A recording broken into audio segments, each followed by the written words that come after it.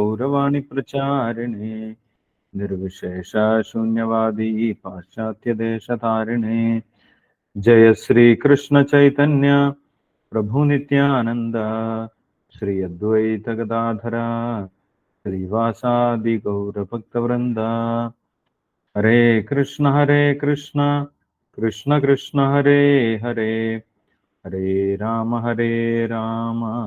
राम राम हरे हरे। ओम नमो भगवते वासुदेवाय। ओम नमो भगवते वासुदेवाय। ओम नमो भगवते വാസുദേവായ. ഹരേ കൃഷ്ണ. എല്ലാവർക്കും ഒരിക്കൽ കൂടി ഭഗവത്ഗീത ഡെയിലി ഗീതയിലേക്ക് സ്വാഗതം. ഇപ്പോൾ വായിക്കുന്നത് ഭഗവത്ഗീത യഥാരൂപം. ഇസ്കോൺ സ്ഥാപകാചാര്യൻ കൃഷ്ണകൃപാമൂർത്തി എസ് ഭക്തിവേദാന്ത സ്വാമി ശ്രീല പ്രഭുപാദർ വിവർത്തനവും ഭാവാർത്ഥവും നൽകിയിട്ടുള്ള ഭഗവത്ഗീത യഥാരൂപത്തിന്റെ 9ാമത്തെ അധ്യായമാണ് നമ്മൾ വായിക്കുന്നത്. 9ാമത്തെ അധ്യായം രാജവിദ്യ രാജഗുഹ്യയോഗം. കഴിഞ്ഞ ദിവസങ്ങളിൽ നമ്മൾ 19ാമത്തെ ശ്ലോകം വരെ വായിച്ചിട്ടുണ്ടായിരുന്നു. ഈ അധ്യായത്തിൽ ഭഗവാൻ അതീവ രഹസ്യമായിട്ടുള്ള ഭഗവാന്റെ ഭക്തിയോഗത്തിനെ കുറിച്ചാണ് പറയുന്നത്. അതുകൊണ്ട് തന്നെ അതീവ രഹസ്യമാണ്, ഗുഹ്യതമം ആണ് എന്ന് ഭഗവാൻ പറഞ്ഞിട്ടുണ്ടായിരുന്നു. ഭഗവാൻ വ്യത്യസ്തമായിട്ടുള്ള യോഗ ഐശ്വര്യങ്ങളെ കുറിച്ചും ഭഗവാന്റെ ശക്തികളെ കുറിച്ചും പറഞ്ഞു തന്നു. ഭഗവാന്റെ ഭക്തന്മാർ എന്താണ് ചെയ്യുന്നത്, ഭക്തന്മാർ എങ്ങനെയാണ് പ്രവർത്തിക്കുന്നത് എന്നുള്ള കാര്യം ഭഗവാൻ പറഞ്ഞിട്ടുണ്ടായിരുന്നു. മഹാത്മാനസ്തു മാം പാർത്ഥ ദൈവീം പ്രകൃതിമാശ്രിത ഭജന്തി അനന്യ മനസ്സോ ജ്ഞാത്വ ഭൂതാദിമവ്യയം. ഭഗവാന്റെ ഭക്തന്മാരെയാണ് ഭഗവാൻ മഹാത്മാക്കൾ എന്ന് വിളിച്ചിട്ടുള്ളത്. അവരെപ്പോഴും ഭഗവാന്റെ സേവനത്തിൽ മുഴുകിയിരിക്കുമെന്ന് പറഞ്ഞു. സതതം കീർത്തയന്തോ മാം യദൃഢവ്രത. എപ്പോഴും അവർ ഭഗവാനെ കീർത്തിച്ചുകൊണ്ടിരിക്കും. നമസ്യന്തശ്ച മാം ഭക്ത്യാ നിത്യയുക്ത ഉപാസത. നിരന്തരം അവർ ഭഗവാനെ സേവിച്ചുകൊണ്ടിരിക്കുമെന്ന് പറഞ്ഞു. അതിനുശേഷം ജ്ഞാനികൾ ഭഗവാനെ വ്യത്യസ്തമായിട്ടുള്ള രീതിയിൽ ആരാധിക്കുമെന്ന് പറഞ്ഞിട്ടുണ്ടായിരുന്നു. ഏകത്വേന പൃഥക്ത്വേന ബഹുധാ വിശ്വതോ. ഞാൻ തന്നെ ഈശ്വരൻ, അല്ലെങ്കിൽ ദേവന്മാരെല്ലാവരും ഈശ്വരന്മാരാണ്, അതും അല്ലെങ്കിൽ വിശ്വരൂപമാണ് ഈശ്വരൻ എന്നുള്ള രീതിയിൽ വ്യത്യസ്തമായിട്ടുള്ള രീതികളിൽ ജ്ഞാനമാർഗത്തിൽ സഞ്ചരിക്കുന്നവർ ഭഗവാന്റെ വ്യക്തിത്വത്തിനെ മനസ്സിലാക്കാതെ ആരാധിക്കും എന്ന് പറഞ്ഞിട്ടുണ്ടായിരുന്നു. അതിനുശേഷം ഭഗവാന്റെ വിഭൂതികൾ, കുറച്ച് വിഭൂതികളെ കുറിച്ച് പറഞ്ഞു തന്നു. വിഭൂതിയോഗം കുറച്ചുകൂടി വിശദമായി അടുത്ത അധ്യായത്തിൽ പറയുന്നത്. ഗതിർ ഭർത്ത പ്രഭു സാക്ഷി നിവാസ ശരണം സുഹൃത് പ്രഭവ പ്രളയസ്ഥാനം നിദാനം ബീജമവ്യം അഹം ക്രതുരഹം യജ്ഞസുധാഹം അഹം ഔഷധം. എല്ലാവിധ യജ്ഞങ്ങളും യജ്ഞത്തിൽ അർപ്പിക്കുന്ന ദ്രവ്യങ്ങളും ഭഗവാൻ തന്നെയാണ് തുടങ്ങി ഭഗവാന്റെ കുറച്ച് വിഭൂതികളെ കുറിച്ച് ഭഗവാൻ സൂചിപ്പിച്ചു. ഇന്ന് നമ്മൾ വായിക്കുന്നത് 20ാമത്തെ ശ്ലോകമാണ്. 20-21 ശ്ലോകങ്ങളിൽ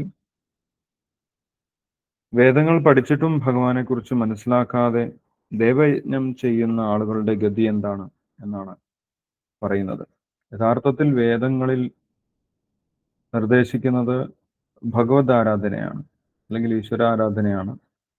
എല്ലാ വേദങ്ങളിലൂടെയും അറിയേണ്ടത് ഭഗവാൻ ശ്രീകൃഷ്ണനെ തന്നെയാണ് എന്ന് ഭഗവാൻ ഭഗവത്ഗീതയിൽ നമുക്ക് പറഞ്ഞു തരുന്നുണ്ട്. വേദൈശ്ച സർവൈർ അഹമേവ വേദ്യോ വേദാന്തകൃത് വേദവിദേവചാഹം. എല്ലാ വേദങ്ങൾ പഠിക്കുന്നതിന്റെ ഉദ്ദേശം ഭഗവാൻ ശ്രീകൃഷ്ണനെ മനസ്സിലാക്കുക എന്നുള്ളതാണ്. പക്ഷേ ഭൗതികമായിട്ടുള്ള ആഗ്രഹങ്ങളോടുകൂടി വേദങ്ങൾ പഠിച്ചു കഴിഞ്ഞാൽ നമ്മൾക്ക് ഒരിക്കലും ഭഗവാനെ മനസ്സിലാക്കാൻ സാധിക്കില്ല എന്ന് 2ാമത്തെ അധ്യായത്തിൽ ഭഗവാൻ പറഞ്ഞിട്ടുണ്ടായിരുന്നു. യാമിമാം പുഷ്പിതാം വാചം പ്രവദന്തി അവിപശ്ചിത വേദവാദരഥാപാർത്ഥ നാന്യതസ്ഥീതിവാദിന കാമാത്മാന സ്വർഗപര ജന്മകർമ്മ ഫലപ്രദ ക്രിയാവിശേഷ ബഹുല ഭോഗൈശ്വര്യ ഗതിം പ്രതി. നമ്മൾ ഭൗതികമായിട്ടുള്ള നേട്ടത്തിന് വേണ്ടിയിട്ടാണ് വേദങ്ങൾ പഠിക്കുന്നതെങ്കിൽ ഒരിക്കലും വേദങ്ങളുടെ രഹസ്യമായിട്ടുള്ള ഭഗവാനെ കുറിച്ച് നമ്മൾക്ക് മനസ്സിലാക്കാൻ സാധിക്കുകയില്ല. കാരണം വേദങ്ങളിൽ ഭഗവാനെ കുറിച്ച് പരോക്ഷമായിട്ടാണ് പരാമർശിക്കുന്നത്. വേദേഷു ദുർലഭം അദുർലഭം ആത്മഭക്തോ എന്ന ബ്രഹ്മസംഹിതയിൽ പറയുന്നുണ്ട്. വേദങ്ങൾ പഠിക്കുന്നതിലൂടെ ഭഗവാനെ മനസ്സിലാക്കുക വലിയ ബുദ്ധിമുട്ടാണ്. അദുർലഭം ആത്മഭക്തോ, ഭക്തന്മാരിലൂടെ നമ്മൾ കേട്ടു കഴിഞ്ഞാൽ ഭഗവാനെ കുറിച്ച് എളുപ്പത്തിൽ മനസ്സിലാക്കാൻ സാധിക്കും. അതാണ് ഭഗവാനെ കുറിച്ച് മനസ്സിലാക്കാനുള്ള വഴി. എവം പരമ്പരാപ്രാപ്തം. അപ്പൊ ഇവിടെ അങ്ങനെ വേദം പഠിക്കുന്നവരെ കുറിച്ചാണ് പറയുന്നത്. വേദങ്ങളൊക്കെ പഠിച്ചിട്ടുണ്ടോ എന്ന് ചോദിച്ചു കഴിഞ്ഞാൽ വേദങ്ങളൊക്കെ പഠിച്ചിട്ടുണ്ട്. വേദങ്ങളിലെ വ്യത്യസ്തമായിട്ടുള്ള യജ്ഞങ്ങൾ പഠിച്ചിട്ടുണ്ട്. വേദങ്ങളിലെ മന്ത്രങ്ങൾ പഠിച്ചിട്ടുണ്ട്. മന്ത്രങ്ങൾ എങ്ങനെയൊക്കെയാണ് ചൊല്ലേണ്ടത് അതെല്ലാം വ്യക്തമായിട്ട് അറിയാം. പക്ഷേ ഭഗവാനെ കുറിച്ച് മനസ്സിലായിട്ടില്ല. അതെന്താണ്? ഭൗതികമായിട്ടുള്ള ആഗ്രഹങ്ങൾ വെച്ചിട്ടാണ് അവർ വേദങ്ങൾ പഠിക്കുന്നത്. കാമാത്മാന സ്വർഗപര. ആ ഭൗതികമായിട്ടുള്ള ആഗ്രഹം ഉള്ളത് കൊണ്ട് മായയാബഹൃത ജ്ഞാനം, മായ ശക്തി ഭഗവാനെ കുറിച്ചുള്ള ജ്ഞാനം അവർക്ക് നൽകുന്നില്ല. അങ്ങനെ വേദം പഠിക്കുന്നവർ എവിടെ എത്തിച്ചേരും എന്നാണ് ഇവിടെ ഈ 2 ശ്ലോകങ്ങളിൽ ഭഗവാൻ പറയുന്നത്. 20-21 ശ്ലോകങ്ങളിൽ അത് നമുക്ക് വായിക്കാം. 20ാമത്തെ ശ്ലോകം. ത്രൈവിദ്യാമാം സോമപാ പൂതപാപ യജ്ഞൈരിഷ്ട സ്വർഗതിം പ്രാർത്ഥയന്തേ തേ പുണ്യമാസാദ്യ സുരേന്ദ്രലോകം അശ്നന്തി ദിവ്യാൻ ദിവ്യദേവ ഭോഗാൻ. 21ാമത്തെ ശ്ലോകം. തേതം ഭുക്ത്വാ സ്വർഗലോകം വിശാലം ക്ഷീണേ പുണ്യം മർത്തിലോകം വിശന്തി. ഏവം ത്രയീ ധർമ്മമനുപ്രപന്ന ഗതാഗതം കാമകാമ ലഭന്തേ. 20ാമത്തെ ശ്ലോകം വായിച്ചോളൂ. അതിന് ശേഷം നമുക്ക് ഡിസ്കസ് ചെയ്യാം. ഹരേ കൃഷ്ണ. ഹരേ കൃഷ്ണ പ്രഭുജി. തുളസി മാതാജി വായിച്ചോളൂ. ഹരേ കൃഷ്ണ. ഓം നമോ ഭഗവതേ വാസുദേവായ. ഓം നമോ ഭഗവതേ വാസുദേവായ. ഓം നമോ ഭഗവതേ വാസുദേവായ. അധ്യായം 9, ശ്ലോകം 20. ത്രൈവിദ്യാമാം സോമപാ പൂതപാപ യജ്ഞൈരിഷ്ട്വാ സ്വർഗഗതിം പ്രാർത്ഥയന്തേ തേ പുണ്യമാസാദ്യ സുരേന്ദ്രലോകം അശ്നന്തി ദിവ്യാൻ ദിവിദേവ ഭോഗാൻ.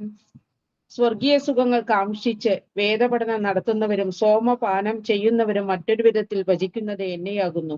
പാപഫലങ്ങളിൽ നിന്ന് മുക്തരായി പുണ്യലോകമായ ഇന്ദ്രന്റെ സ്വർഗത്തിൽ ജനിച്ച് അവർ ദിവ്യ സുഖങ്ങളെ അനുഭവിക്കുന്നു. ഭാവാർത്ഥം. ത്രൈവിദ്യ എന്ന വാക്ക് 3 വേദങ്ങളെ സാമം, യജുസ്, ഋക്ക് എന്ന് കുറിക്കുന്നു. ഈ 3 വേദങ്ങളും പഠിച്ച ബ്രാഹ്മണനെ ത്രിവേദി എന്ന് പറയും. ഈ വേദങ്ങളിൽ നിന്ന് കിട്ടിയ ജ്ഞാനത്തിൽ അത്യന്തം താല്പര്യമുള്ള ഒരാൾ സമൂഹത്തിൽ ആദരിക്കപ്പെടുന്നു. നിർഭാഗ്യവശാൽ വേദപഠനത്തിന്റെ ആത്യന്തിക ലക്ഷ്യം എന്തെന്നറിയാത്ത ധാരാളം മഹാപണ്ഡിതന്മാരുണ്ട്. അതുകൊണ്ടാണ് കൃഷ്ണൻ ത്രിവേദികളുടെ അന്തിമ ലക്ഷ്യം താനാണെന്ന് ഇവിടെ പ്രഖ്യാപിക്കുന്നത്. യഥാർത്ഥ ത്രിവേദികൾ കൃഷ്ണന്റെ ചരണകമലങ്ങളെ ആശ്രയിച്ച് ഭഗവത് പ്രീതിക്കായിക്കൊണ്ട് ശുദ്ധ ഭക്തി സേവനത്തിൽ ഏർപ്പെടും. ഈ ഭക്തിയുടെ സേവന പ്രക്രിയ ഹരേ കൃഷ്ണ മന്ത്രോച്ചാരണത്തോടും ഒപ്പം തന്നെ കൃഷ്ണന്റെ സത്യം അറിയാനുള്ള യത്നത്തോടും കൂടി ആരംഭിക്കുന്നു. ഔദ്യോഗികമായി മാത്രം വേദാധ്യയനം ചെയ്യുന്നവർ നിർഭാഗ്യവശാൽ ഇന്ദ്രനും ചന്ദ്രനും പോലുള്ള വിവിധ ദേവതകൾക്കായി യജ്ഞാഹുതി ചെയ്യുന്നതിനാലാണ് കൂടുതൽ താല്പര്യം കാണിക്കുന്നത്. ഇപ്രകാരമുള്ള യജ്ഞാദികളാൽ പ്രകൃതിയുടെ അധമഗുണങ്ങളാൽ ഉണ്ടാകുന്ന മാലിന്യങ്ങളിൽ നിന്ന് മോചനം നേടി പരിശുദ്ധരായ ഈ ദേവാരാധകർ മഹർലോകം, ജനലോകം, തപർലോകം മുതലായ ഉയർന്ന ഗ്രഹവ്യൂഹങ്ങളിലെത്തി ഉയർത്തപ്പെടുന്നു. അത്തരം ഉന്നത ഗ്രഹവ്യൂഹങ്ങളിൽ ചെന്ന് എത്തിച്ചേർന്നവർക്ക് ഭൂമിയിൽ ലഭിക്കാവുന്നവയേക്കാൾ അനേകായിരം മടങ്ങ് വൈശിഷ്ട്യമുള്ള ഇന്ദ്രിയ സുഖങ്ങൾ അനുഭവിക്കാൻ കഴിയും. ഹരേ കൃഷ്ണ. ഹരേ കൃഷ്ണ. അടുത്ത ശ്ലോകം വായിക്കണ പ്രഭുജി. അടുത്ത ശ്ലോകം വായിച്ചോളൂ മാതാജി. ഹരേ കൃഷ്ണ. തേധം ഭൂക്ത്വാ സ്വർഗലോകം വിശാലം ക്ഷീണേ പുണ്യേ മർത്യലോകം വിശന്തി ഏവം ത്രയീ ധർമ്മമനുപ്രഭന്ന ഗതാഗതം കാമകാമാലബന്ധേ. ഇങ്ങനെ സ്വർഗീയങ്ങളായ ഇന്ദ്രിയ സുഖങ്ങൾ ഒട്ടേറെ അനുഭവിച്ച് തങ്ങൾ ചെയ്ത പുണ്യകർമ്മങ്ങളുടെ ഫലമെല്ലാം നഷ്ടപ്പെടുമ്പോൾ അവർ ഈ നശ്വരമായ ഭൂമിയിലേക്ക് തിരിച്ചു വരുന്നു. വേദത്രയ പ്രമാണങ്ങളിൽ ഉറച്ചു നിൽക്കുന്ന സുഖാനുഭോഗാന്വേഷികൾക്ക് ജന്മമൃത്യു പരമ്പരയിലല്ലാതെ മറ്റൊന്നും കിട്ടാനില്ല. ഭാവാർത്ഥം. ഉന്നത ഗ്രഹങ്ങളിലേക്ക് സ്ഥാനക്കയറ്റം കിട്ടുന്നവർക്ക് ദീർഘജീവിതം ആസ്വദിക്കുന്നതോടൊപ്പം ഇന്ദ്രിയ സുഖങ്ങൾക്കുള്ള നല്ല സൗകര്യങ്ങളും ലഭിക്കുന്നു. അവിടെ ചിരകാലം അവർക്ക് താമസിക്കാൻ സാധിക്കുകയില്ല. പുണ്യകർമ്മങ്ങളുടെ ഫലമെല്ലാം നഷ്ടപ്പെടുമ്പോൾ ഈ ഭൂമിയിലേക്ക് അയക്കപ്പെടുന്നു. വേദാന്ത സൂത്രം സൂചിപ്പിച്ചിട്ടുള്ളതുപോലെ ജന്മാദ്യസ്യ യതഃ പൂർണ്ണജ്ഞാനം നേടിയിട്ടില്ലാത്ത അഥവാ എല്ലാറ്റിനും കാരണഭൂതനായ കൃഷ്ണനെ അറിയാത്തവർക്ക് ജീവിതത്തിന്റെ പരമലക്ഷ്യം പ്രാപിക്കുന്നതിൽ പരാജയമാണ് അനുഭവം. ഉപരിലോകങ്ങളിലേക്കുള്ള പ്രയാണവും വീണ്ടും ഭൂലോകവാസവും അവർക്കൊരു പതിവായിത്തീരുന്നു. താണും പൊങ്ങിയും ഈ ചക്രത്തിരിച്ചിൽ തുടർന്നു പോരും. താഴോട്ട് തിരിച്ചു വരാൻ സാധ്യതയില്ലാത്ത ആത്മീയ ലോകങ്ങളിലേക്ക് ഉയരുന്നതിന് പകരം മേലും കീഴുമായുള്ള ഗ്രഹവ്യൂഹങ്ങളിലൂടെ ജനിച്ചും മരിച്ചും ചുറ്റിത്തിരിയുകയാണ് അവർ. സച്ചിദാനന്ദാത്മകമായ ഒരു ശാശ്വത ജീവിതം അനുഭവിക്കാനും പിന്നീട് ഒരിക്കലും ക്ലേശപൂരിതമായ ഭൗതിക ലോകത്തിലേക്ക് തിരിച്ചു വരാതെ കഴിക്കാനും വേണ്ടി ആധ്യാത്മിക ലോകം തേടുകയാണ് ഏവരും ചെയ്യേണ്ടത്. ഹരേ കൃഷ്ണ പ്രഭുജി. ഹരേ കൃഷ്ണ. ഹരേ കൃഷ്ണ. താങ്ക് യു തുളസി മാതാജി. ഹരേ കൃഷ്ണ. നേരത്തെ ഭഗവാൻ പറഞ്ഞിട്ടുണ്ടായിരുന്നു, ഭഗവാനെ കുറിച്ചുള്ള കാര്യം അതീവ രഹസ്യമാണ്. വേദങ്ങൾ മുഴുവൻ പഠിച്ചു കഴിഞ്ഞാലും നമ്മൾ ഭഗവാനെ മനസ്സിലാക്കിക്കൊള്ളണമെന്നില്ല എന്നാണ് ഇവിടെ പറയുന്നത്. വേദങ്ങളൊക്കെ പഠിച്ചു, ത്രിവേദികളായി എല്ലാ വേദങ്ങളും ഇവിടെ പറയുന്നുണ്ട്. ത്രൈവിദ്യാമാം സോമഭാം. ത്രൈവിദ്യ എന്ന് പറയുന്നത് 3 വേദങ്ങളെയാണ് സൂചിപ്പിക്കുന്നത് എന്ന് ശ്രീല പ്രഭുപാദർ എടുത്തു പറയുന്നുണ്ട്. ഋഗ്വേദം, യജുർവേദം, സാമവേദം, ഇങ്ങനെയുള്ള 3 വേദങ്ങളെ കുറിച്ച് പറയുന്നു. ആ 3 വേദങ്ങളും പഠിച്ചിട്ടുള്ള വ്യക്തികളാണ് ത്രിവേദികൾ. പക്ഷെ ആ വേദമന്ത്രങ്ങളെല്ലാം പഠിച്ചാലും ഭഗവാനെ അറിയണമെന്ന് യാതൊരു നിർബന്ധവുമില്ല.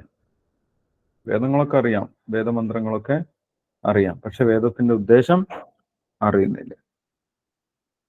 എന്തുകൊണ്ടാണ് അറിയാൻ സാധിക്കാത്തത് എന്ന് അടുത്ത ശ്ലോകത്തിൽ 21ാമത്തെ ശ്ലോകത്തിന്റെ അവസാനം ഭഗവാൻ പറയുന്നുണ്ട്. ഗതാഗതം കാമകാമാലബന്ധേ. അവര് വേദം പഠിച്ചത് എന്തിനു വേണ്ടിയിട്ടാണ്? ഭഗവാനെ അറിയാൻ വേണ്ടിയിട്ടല്ല. അവർ ഭൗതിക ലോകത്ത് സുഖമായിട്ട് ജീവിക്കാൻ വേണ്ടിയിട്ടാണ് വേദങ്ങൾ പഠിക്കുന്നത്. എങ്ങനെ കൂടുതൽ ഐശ്വര്യം ഉണ്ടാകാം, എങ്ങനെ നല്ല ഈ പ്രകൃതിയിൽ തന്നെ, ഈ ഭൗതിക പ്രകൃതിയെ നന്നാക്കിക്കൊണ്ട് ഈ ഭൗതിക പ്രകൃതിയിൽ തന്നെ എങ്ങനെ സുഖമായിട്ട് ജീവിക്കാം എന്നാണ് അവർ ചിന്തിക്കുന്നത്.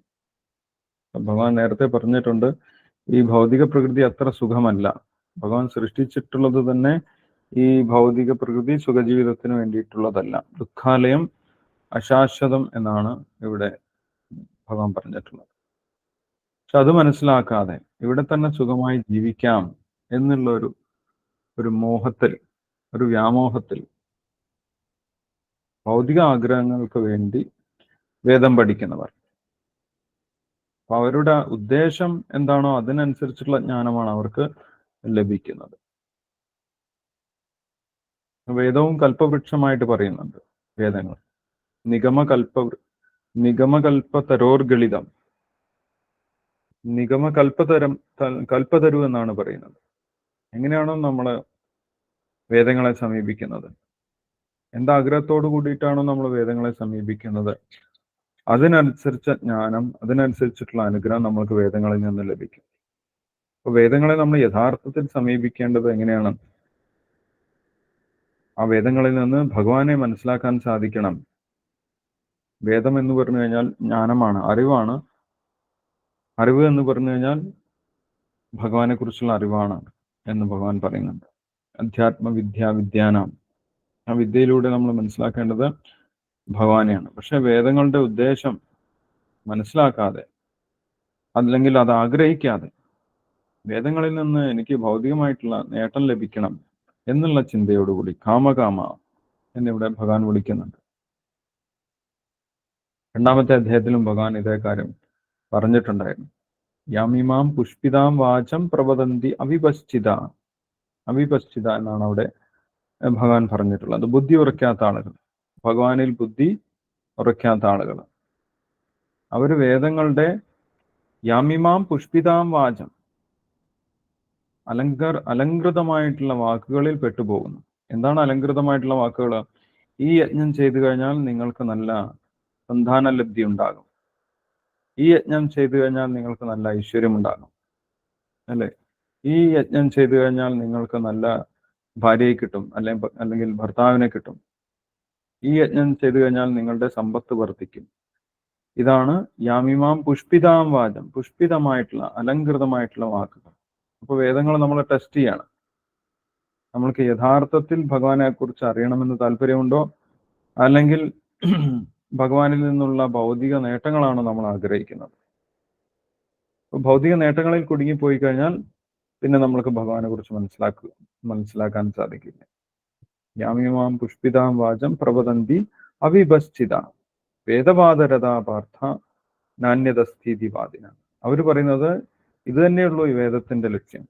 എന്താണ്? വേദങ്ങളിൽ പറയുന്നുണ്ടല്ലോ, ഇന്ന യജ്ഞം ചെയ്തു കഴിഞ്ഞാൽ സ്വർഗത്തിലേക്ക് പോകാം, ഇന്ന യജ്ഞം ചെയ്തു കഴിഞ്ഞാൽ നല്ല സമ്പത്തും ഐശ്വര്യവും ഉണ്ടാകും. അപ്പൊ അവർ വിചാരിക്കുന്നത് അത് മാത്രമേ ഉള്ളൂ വേദങ്ങളിൽ നിന്ന് കിട്ടാൻ, അതിൻ്റെ അപ്പുറത്തേക്കൊന്നുമില്ല എന്നാണ് അവർ വിചാരിക്കുന്നത്. കാമാത്മാന സ്വർഗപരാ ജന്മകർമ്മ ഫലപ്രദ 2.42-43 പറയുന്നുണ്ട്. കാമാത്മാന സ്വർഗപരാ ജന്മകർമ്മ ഫലപ്രദ ക്രിയാവിശേഷ ബഹുല ഭോഗൈശ്വരഗതിയും പ്രതി. ഈ ഭൗതിക ലോകത്തിലുള്ള ഐശ്വര്യത്തിന് വേണ്ടിയിട്ടും ഇന്ദ്രിയാസ്വാദനത്തിന് വേണ്ടിയിട്ടും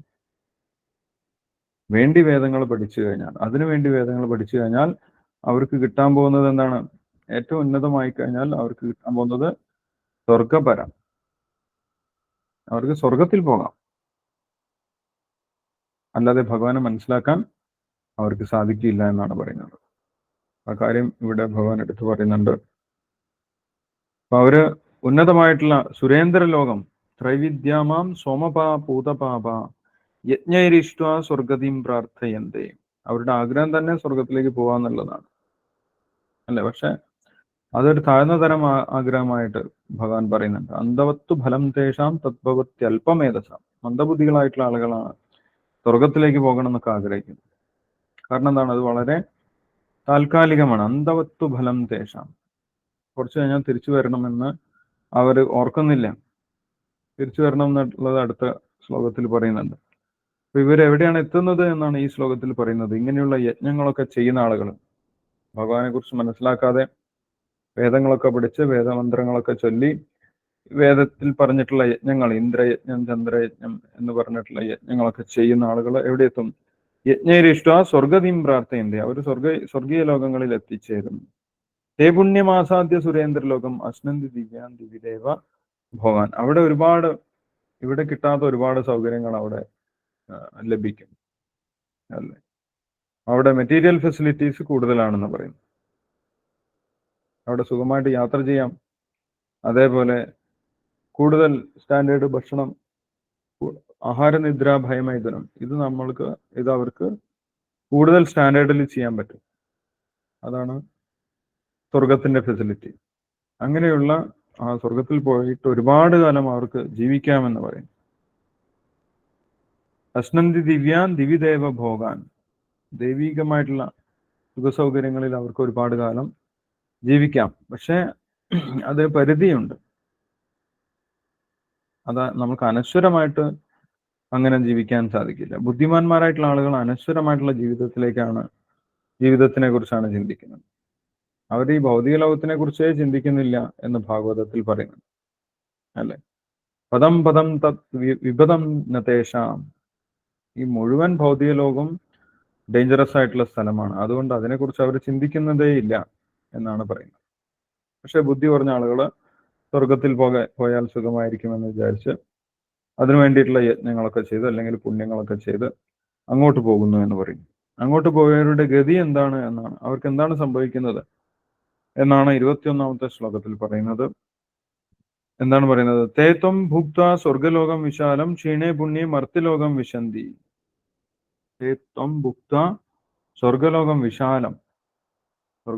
സ്വർഗീയ ലോകങ്ങളിൽ ഒരുപാട് ഗ്രഹങ്ങളുണ്ടെന്നാണ് പറയുന്നത്. വിശാലം, അത് ഒരുപാട് വർഷം അവർക്ക് അങ്ങനെ ആയിരക്കണക്കിന് വർഷം സ്വർഗീയ ലോകത്തിൽ ജീവിക്കാം. തേതം ഭുക്ത സ്വർഗലോകം വിശാലം. പക്ഷെ എന്താണ്?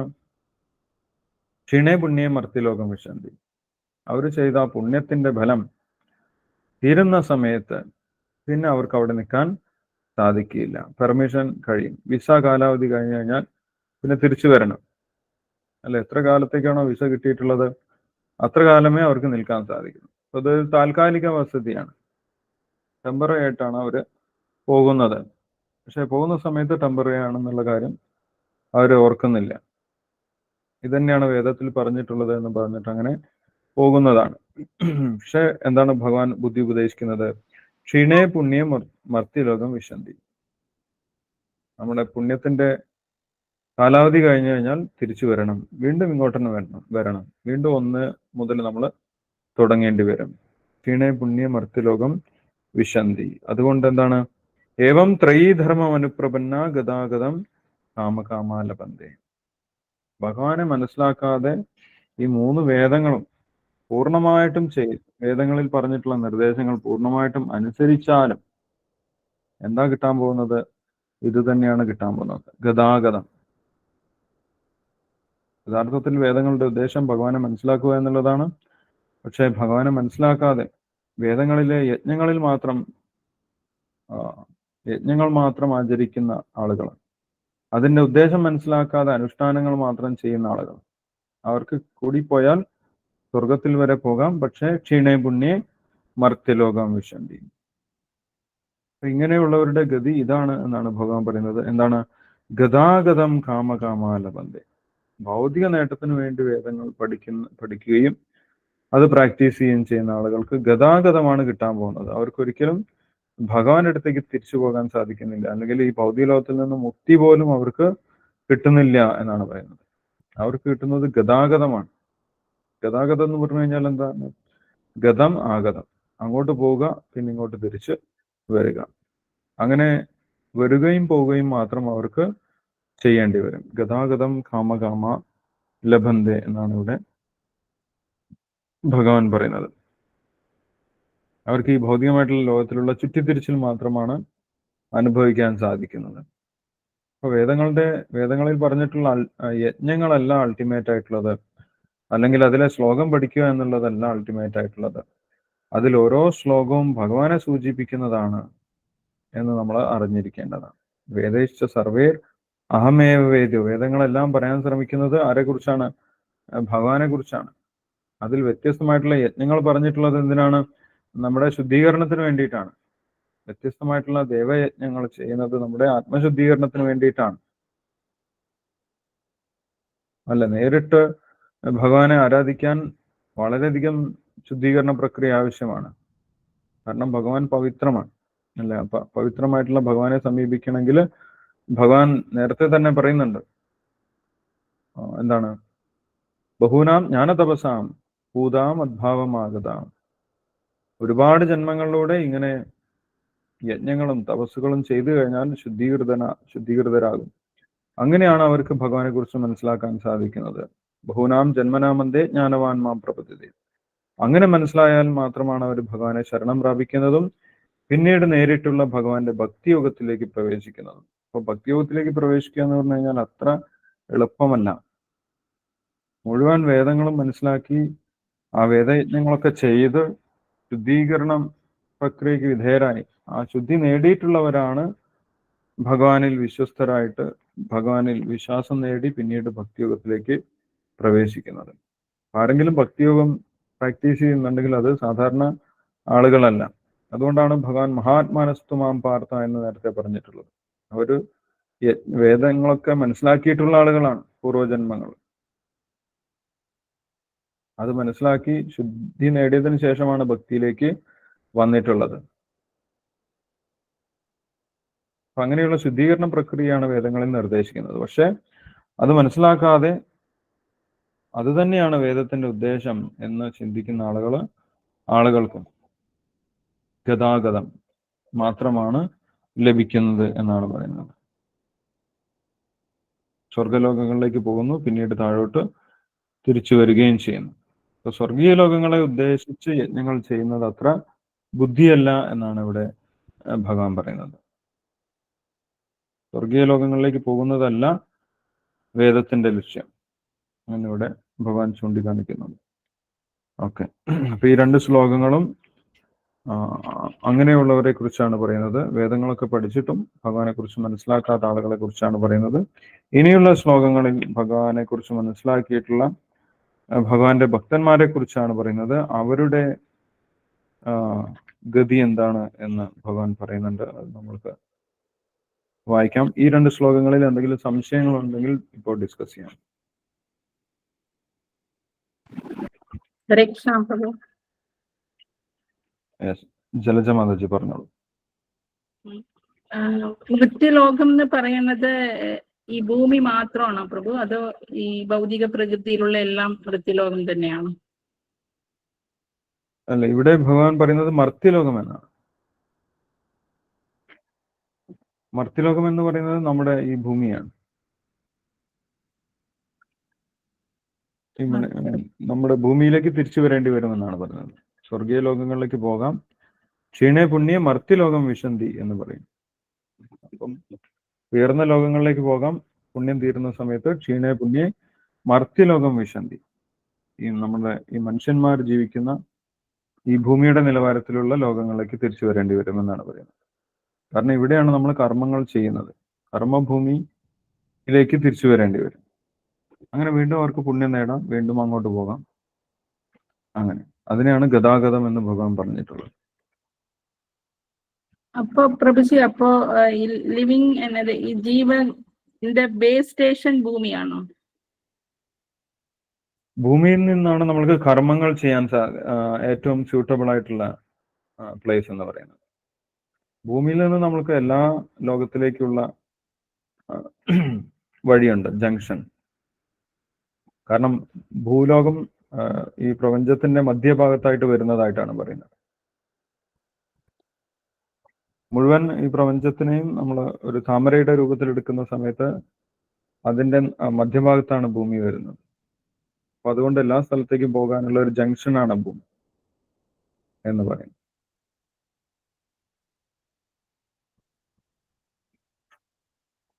Thank you പ്രഭുജി. Hare Krishna. Hare Krishna.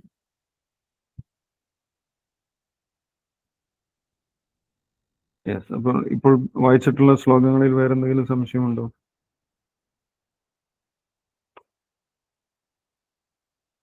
Okay, അപ്പൊ നമുക്ക് അടുത്ത ശ്ലോകം കൂടി വായിക്കാം.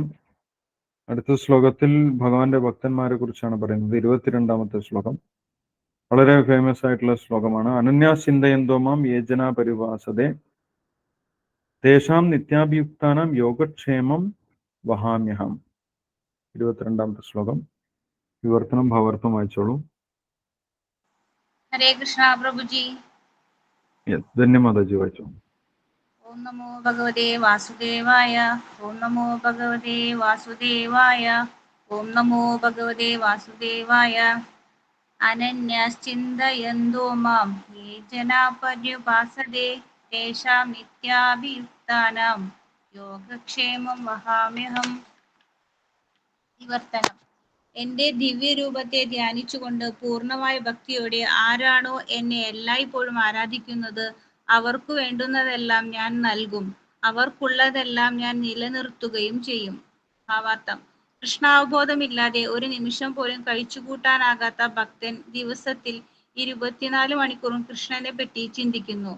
അയാൾ ശ്രവണം, കീർത്തനം, സ്മരണം, പാദസേവനം, അർച്ചനം, വന്ദനം, ദാസ്യം, മൈത്രീഭാവം, ആത്മസമർപ്പണം തുടങ്ങിയ കർമ്മങ്ങളിലൂടെ ഭക്തിയുത സേവനത്തിൽ ഏർപ്പെടുകയും ചെയ്യും.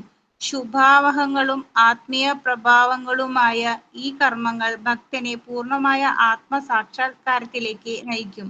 പിന്നെ അയാൾക്ക് ഭഗവത് സമ്പർക്കത്തിലൊഴികെ യാതൊന്നിനും ആഗ്രഹമുണ്ടാവില്ല. ആ ഭക്തന് ഭഗവത് സാമീപ്യം നിഷ്പ്രയാസം സാധിക്കുമെന്നതിൽ സംശയമില്ല. ഇതത്രേ യോഗം. കൃഷ്ണന്റെ കൃപാതിരേഖത്താൽ അത്തരം ഒരാൾക്ക് ഒരിക്കലും ഭൗതിക ജീവിതത്തിന്റെ അവസ്ഥയിലേക്ക് തിരിച്ചു പോരേണ്ടി വരില്ല. ക്ഷേമം എന്നതിന് ഭഗവന്റെ കരുണാമയമായ രക്ഷയിൽ എന്നർത്ഥം. യോഗത്താൽ കൃഷ്ണാവബോധം നേടാനുള്ള യത്നത്തിൽ അങ്ങനെ കൃഷ്ണാവബോധം ലഭിച്ച ശേഷം ക്ലേശപൂർണ്ണ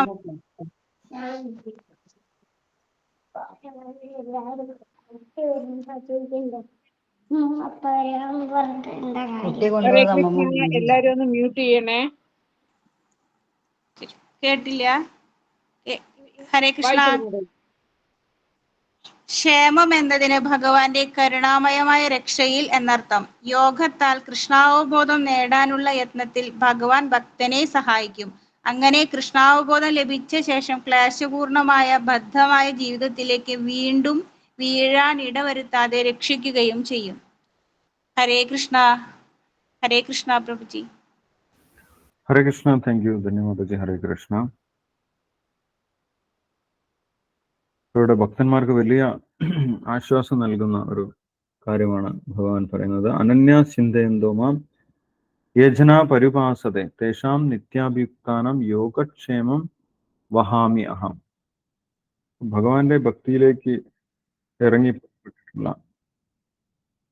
അനന്യമായിട്ട് ഭഗവാന്റെ ഭക്തി ചെയ്യുന്ന, മറ്റ് ചിന്തകളില്ലാതെ, മറ്റ് ആഗ്രഹങ്ങളൊന്നുമില്ലാതെ, ഭൗതികമായിട്ടുള്ള ആഗ്രഹങ്ങളൊന്നുമില്ലാതെ പൂർണ്ണമായിട്ടും ഭഗവാന്റെ രൂപത്തിൽ മനസ്സ് ഊന്നിക്കൊണ്ട് നവവിധ ഭക്തിയിൽ ഏതെങ്കിലും ഒന്നിൽ അല്ലെങ്കിൽ എല്ലാവിധ ഭക്തിയിലും എല്ലാ വിധത്തിലുള്ള ഭക്തി പ്രക്രിയകളും ചെയ്യുന്ന ഒരു വ്യക്തിക്ക് വേണ്ടുന്നതെല്ലാം ഭഗവാൻ തന്നെ നൽകുമെന്ന് പറയും. അപ്പൊ ഭഗവാൻ അറിയാം ഈ വ്യക്തിക്ക് എന്താണ് യഥാർത്ഥത്തിൽ കൊടുക്കേണ്ടത്. അത് ഭഗവാൻ കൃത്യമായിട്ട് കൊടുക്കും. ആ വ്യക്തിക്കുള്ളത് ഭഗവാൻ നിലനിർത്തുകയും ചെയ്യും എന്ന് പറയും. അത് ഭൗതികമായിട്ടും ആത്മീയമായിട്ടും ശരിയാണ്. അല്ലെ, ഭൗതികമായിട്ട് ആ വ്യക്തിക്ക് എന്തെങ്കിലും ജീവിതത്തിന് അത്യാവശ്യമുള്ള കാര്യങ്ങളുണ്ടെങ്കിൽ അത് ഭഗവാൻ നൽകും. അല്ല, അർജുനാചാര്യന്റെ കഥ നമ്മൾ കേട്ടിട്ടുണ്ട്. അർജുനാചാര്യൻ ഭഗവാന്റെ വലിയ ഭക്തനായിരുന്നു. അദ്ദേഹം വളരെ ലളിതമായിട്ടുള്ള ഒരു ജീവിതം നയിക്കുന്ന വ്യക്തിയായിരുന്നു. പക്ഷെ പലപ്പോഴും ഭാര്യയുടെ ആഗ്രഹങ്ങളൊന്നും ഭാര്യയുടെ ആഗ്രഹത്തിനനുസരിച്ചുള്ള സമ്പത്ത് അതൊന്നും നേടാൻ അദ്ദേഹത്തിന് സാധിച്ചിട്ടുണ്ടായിരുന്നില്ല. അദ്ദേഹം അവരെ എപ്പോഴും കംപ്ലൈന്റ് ചെയ്തുകൊണ്ടിരിക്കും. അദ്ദേഹം ഇങ്ങനെ ഈ ശ്ലോകം വായിക്കുന്ന സമയത്താണ് അന്യ ചിന്തയന്തോമാം യേജന പരിഭാസതെ തേഷാം നിത്യാഭിയുക്താനം യോഗക്ഷേമ മഹാമിഹം എന്നുള്ള ശ്ലോകം അദ്ദേഹം വായിച്ചുകൊണ്ടിരിക്കുകയാണ്. ആ സമയത്ത് അദ്ദേഹത്തിന്റെ പത്നി കംപ്ലൈന്റ് ചെയ്യാൻ തുടങ്ങി. ഇദ്ദേഹം വിചാരിച്ചു ഇത് അത്ര കറക്റ്റ് അല്ല ഭഗവാൻ പറയുന്നത്. കാരണം തനിക്ക് ആവശ്യമുള്ള കാര്യങ്ങളൊന്നും ഭഗവാൻ പൂർണ്ണമായിട്ടും നിറവേറ്റുന്നില്ല എന്ന് വിചാരിച്ചു. അദ്ദേഹം എന്ത് ചെയ്തു? ഈ 2 ലൈൻ അങ്ങോട്ട് കട്ട് ചെയ്തു. ഒരു ചുവന്ന മഷിയുള്ള പേന കൊണ്ട് അദ്ദേഹം ഈ ലൈൻ കട്ട് ചെയ്തു. എന്നിട്ട് അദ്ദേഹം പുറത്തേക്ക് പോയി. ആ സമയത്താണ് 2 കുട്ടികൾ വരുന്നത്. ഒരു കറുത്ത കുട്ടിയും ഒരു വെളുത്ത കുട്ടിയും വന്ന് ഇദ്ദേഹത്തിന്റെ പത്നിയെ കണ്ട് അവർക്ക് ആവശ്യമുള്ള എല്ലാ സാധന സാമഗ്രികളും, ഒരു വീട്ടിലേക്ക് ആവശ്യമുള്ള എല്ലാ സാധന സാമഗ്രികളും ഒരു വണ്ടിയിൽ കൊണ്ടുവന്നിട്ടുണ്ടായിരുന്നു. അവർക്ക് കൊടുത്തു. എന്നിട്ട് പറഞ്ഞു, ഞങ്ങളുടെ യജമാനൻ കൊടുത്തതാണ് ഇവിടേക്ക് വേണ്ടുന്ന എല്ലാ സാധനങ്ങളും എന്ന് പറഞ്ഞു. അപ്പോൾ അവർക്ക് ആദ്യം വിശ്വാസം ഉണ്ടായില്ല. കാരണം അങ്ങനെ സംഭവിക്കാൻ സാധ്യതയില്ല. ഇങ്ങനെ 2 കുട്ടികൾ അവരുടെ സേവകരായിട്ടുണ്ട് എന്ന് അവർക്കും അറിയില്ലായിരുന്നു. അപ്പം അങ്ങനെ അവസാനം പറഞ്ഞു, അർജുനാചാര്യൻ പറഞ്ഞയച്ചു തന്നെയാണ് എന്ന് പറഞ്ഞിട്ട് അവർക്ക് ആവശ്യമായിട്ടുള്ള എല്ലാ സാധനങ്ങളും കൊടുത്തു. അങ്ങനെ അവർ തിരിഞ്ഞു നിന്ന സമയത്താണ് അവരുടെ പുറത്ത് 2 മാർക്ക് കാണുന്നത്. അടി കിട്ടിയ മാർക്ക്, വടി കൊണ്ട് അടിച്ച ഒരു മാർക്കും കാണുന്നുണ്ട്. അപ്പോൾ പത്നി ചോദിക്കേണ്ടത് ഇതെന്താണ് പറ്റിയത്? ഇത് ഞങ്ങൾ ഈ സാധനം എത്തിക്കാൻ വൈകിയതിൽ അദ്ദേഹം അടിച്ചതാണ്, അങ്ങയുടെ പതി അടിച്ച മാർക്കാണ് എന്ന് പറഞ്ഞു. എന്ന് പറഞ്ഞിട്ട് അവർ സാധനങ്ങളൊക്കെ വെച്ച് തിരിച്ചുപോയി. അതിനുശേഷമാണ് അർജുനാചാര്യൻ വരുന്നത്. ഉണ്ടായ സംഭവങ്ങളൊക്കെ പത്നി വിവരിച്ചു കൊടുത്തു. ആ സമയത്ത് അദ്ദേഹത്തിന് മനസ്സിലായി ഇത് നേരിട്ട് ഭഗവാനും ബലരാമനുമാണ് ഒരു കറുത്ത കുട്ടിയും വെളുത്ത കുട്ടിയുമായിട്ട് വന്നിട്ടുള്ളത്. ഞാൻ ഭഗവാന്റെ ഈ വാക്കിൽ അവിശ്വസിച്ചു. ഭഗവാൻ യോഗക്ഷേമം മഹാമ്യം എന്ന് പറഞ്ഞിട്ടുള്ളതിൽ ഞാൻ അവിശ്വസിച്ചു. അത് ഈ ലൈന് ഞാൻ കട്ട് ചെയ്തു ശ്ലോകം. അത് അദ്ദേഹത്തിന് ഒരു അടി കൊണ്ടതുപോലെയായി ഭഗവാന്റെ മുകളിൽ. വീണ്ടും അദ്ദേഹം അത് തിരുത്തി അവിടെ എഴുതി വെച്ച ആ ശ്ലോകം വളരെ കറക്റ്റാണെന്ന് പറഞ്ഞിട്ട് അദ്ദേഹത്തിന് വലിയ സങ്കടമായി. ഭഗവാന്റെ കാരുണ്യത്തിൽ അദ്ദേഹത്തിന് സന്തോഷം സങ്കടം ഒരേപോലെ വന്നു. ആ ഒരു ചരിത്രം നടന്ന സംഭവമാണ്. ഭക്തന്മാർക്കറിയാം ഭക്തന്മാർക്ക് എന്താണോ ആവശ്യം അത് ഭഗവാൻ നിറവേറ്റിക്കൊള്ളും. എന്നവർക്ക് അനുഭവത്തിലൂടെ ബോധ്യമുണ്ട്. അതുകൊണ്ട് അവർക്ക് ഭയമില്ല. ഭഗവാൻ നോക്കിക്കോളും എന്നുള്ള കാര്യത്തിൽ അവർക്ക് സംശയമില്ല. അതുകൊണ്ടാണ് അവർക്ക് ഏത് സാഹചര്യത്തിലും സമാധാനമായിട്ട് ഇരിക്കാൻ സാധിക്കുന്നത്, അല്ലെങ്കിൽ ഭക്തിയിൽ ഉറച്ചു നിൽക്കാൻ സാധിക്കുന്നത്. ഭക്തിയിൽ ഉറച്ചു നിൽക്കണമെങ്കിൽ നമുക്ക് ഈ ഒരു വിശ്വാസം ഉണ്ടായിരിക്കണം. ഭഗവാൻ നോക്കിക്കോളും. ഭഗവാന്റെ സേവനത്തിന് വേണ്ടി നമ്മൾ ഒരുപാട് സമയം ചെലവാക്കുന്നുണ്ട്. അപ്പൊ ആ സമയം നമ്മൾ ഭൗതിക നേട്ടത്തിന് വേണ്ടി ഉപയോഗിക്കുകയാണെങ്കിൽ നമ്മൾക്ക് അത്രയും ഭൗതികമായിട്ട് എന്തെങ്കിലും നേട്ടം ഉണ്ടാകുമായിരുന്നു എന്ന് ചിന്തിച്ചുകൊണ്ട് നമ്മൾ ഭക്തി ചെയ്യാൻ പാടില്ല. ഭഗവാൻ എന്തെങ്കിലും നമ്മൾ സമയം ചെലവഴിച്ചിട്ടുണ്ടെങ്കിൽ അതിന്റെ എത്രയോ ഇരട്ടി ഭഗവാൻ നമ്മളെ കുറിച്ച് ചിന്തിക്കുന്നുണ്ട്. അല്ല, ഒരിക്കലും ഭഗവാന്റെ ഭക്തി ചെയ്തിട്ടുള്ള ഒരു വ്യക്തി താഴോട്ട് പോകുന്നില്ല എന്ന് ഭഗവാൻ ഉറപ്പിച്ചു പറയുന്നുണ്ട്. നമ്മെ ഭക്ത പ്രണശ്വതി. അപ്പൊ ഭൗതിക നേട്ടങ്ങളും ഭൗതിക നേട്ടത്തിന് വേണ്ടി യഥാർത്ഥത്തിൽ ഭക്തന്മാർ ചിന്തിക്കാറില്ല. അതുകൊണ്ട് അവർക്ക് ഭൗതികമായിട്ടുള്ള അധികം നേട്ടം ആവശ്യമായിട്ടില്ല. ഭൗതിക നേട്ടങ്ങൾ ഒരു വ്യക്തിയെ വീണ്ടും ഈ ഭൗതിക ലോകത്തിൽ കുടുക്കിയിടുമെന്ന് ഭഗവാൻ അറിയാം. അതുകൊണ്ട് അവർക്ക് എന്താണോ ആവശ്യം അത് നിറവേറ്റി ഭഗവാൻ മുന്നോട്ട് അവരെ നയിക്കുകയാണ് ചെയ്യുന്നത്. ഇവിടെ ഭാവാർത്ഥത്തിൽ ശ്രീല പ്രഭുപാദർ പറയുന്നത് ആത്മീയമായിട്ടുള്ള നേട്ടത്തിനെ കുറിച്ചാണ്. യോഗക്ഷേമം. യോഗം എന്ന് പറഞ്ഞു കഴിഞ്ഞാൽ ഭഗവാന്റെ സാന്നിധ്യം അനുഭവിക്കാൻ സാധിക്കും. അതാണ് യോഗം എന്ന വാക്കുകൊണ്ട് ഉദ്ദേശിക്കുന്നത്. അല്ലെ, ഭഗവാന്റെ സാമീപ്യം അനുഭവിക്കുമ്പോഴാണ് നമ്മൾക്ക് ഭഗവാനെ കുറിച്ചുള്ള ബോധ്യം പൂർണ്ണമായിട്ട് ഉണ്ടാകുന്നത്. ഇവിടെ ഭഗവാൻ പറയുന്നതൊക്കെ കറക്റ്റാണ് എന്ന് ബോധ്യം ഉണ്ടാകണമെങ്കിൽ ഭഗവാന്റെ സാമീപ്യം നമ്മൾക്ക് അനുഭവിക്കാൻ സാധിക്കണം. അപ്പൊ ആ യോഗം ഭഗവാൻ തന്നെ നൽകും എന്നാണ് ഭഗവാൻ പറയുന്നത്. യോഗം ഭഗവാന്റെ സാമീപ്യം ഒരിക്കലും അനുഭവിച്ച വ്യക്തിക്ക് പിന്നീട് ഈ ലോകത്തിൽ ഭൗതികമായിട്ടുള്ള ഒരു നേട്ടത്തിലും ആഗ്രഹം ഉണ്ടാവുകയില്ല. ആ ഭഗവാന്റെ സാമീപ്യം, ഭഗവാന്റെ സമ്പർക്കം ഭഗവാൻ നിലനിർത്തുകയും ചെയ്യുമെന്നാണ് പറയുന്നത്. ക്ഷേമം എന്നതിന് ഭഗവാന്റെ കരുണാമയമായ രക്ഷയിൽ എന്നാണ് അർത്ഥം. ക്ഷേമം എന്ന് പറയുന്നത് ഈ ഭൗതിക ലോകത്തിന്റെ മായാവലയത്തിൽ കുടുങ്ങാതെ ആ ജീവാത്മാവിനെ ഭഗവാൻ സംരക്ഷിച്ചു നിർത്തും എന്നുള്ളതാണ് ക്ഷേമം എന്നുള്ള വാക്കിന്റെ അർത്ഥം. അതാണ് ഒരു ജീവാത്മാവിന് വേണ്ടത്, അല്ലെ? ഭഗവാന്റെ സമ്പർക്കത്തിനെ കുറിച്ച് അറിയാൻ ഭഗവാന്റെ സമ്പർക്കം ഉണ്ടാകണം, ഭഗവാന്റെ ആത്മീയമായിട്ടുള്ള സംരക്ഷണം ഉണ്ടായിരിക്കണം. അങ്ങനെയാണെങ്കിൽ ജീവിതകാലം മുഴുവൻ ഭക്തി ചെയ്ത് ആ ജീവാത്മാവിന് എന്ത് ചെയ്യാൻ സാധിക്കും? തിരിച്ചു ഭഗവാന്റെ അടുത്തേക്ക് പോകാനുള്ള അവസരം ഭഗവാൻ ഉണ്ടാകും.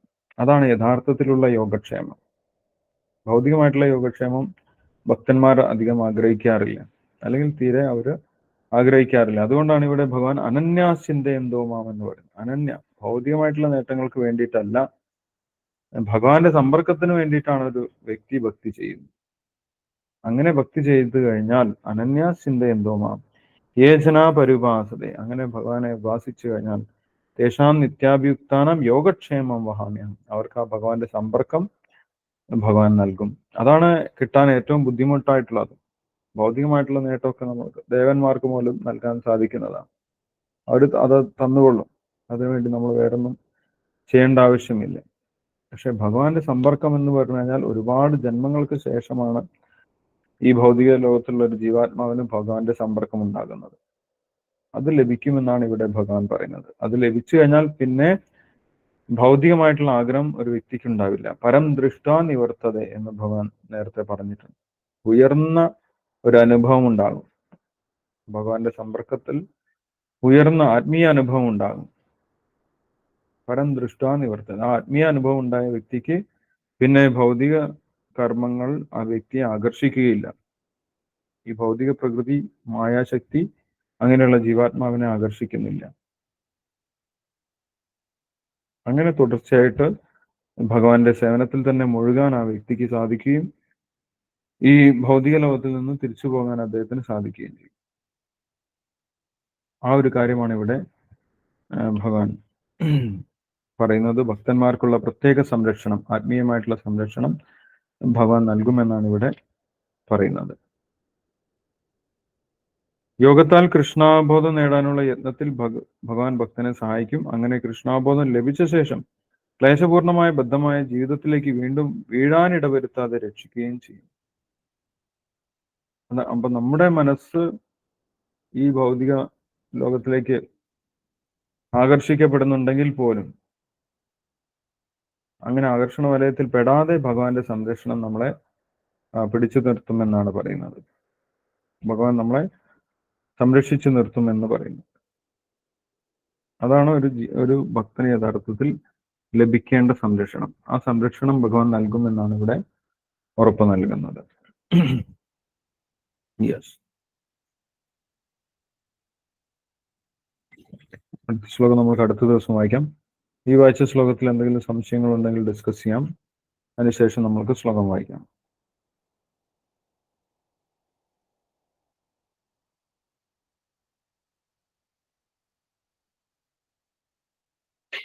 ഈ ശ്ലോകത്തിൽ എന്തെങ്കിലും സംശയമുണ്ടോ? അനന്യാശ്ചിന്തയന്തോ മാം യേ ജനാ പരുപാസതേ തേഷാം നിത്യാഭിയുക്താനം യോഗക്ഷേമം വഹാമ്യഹം. ഹരേ കൃഷ്ണ പ്രഭുജി. അപ്പോൾ ഭഗവാനെ ആത്മാർത്ഥമായിട്ട്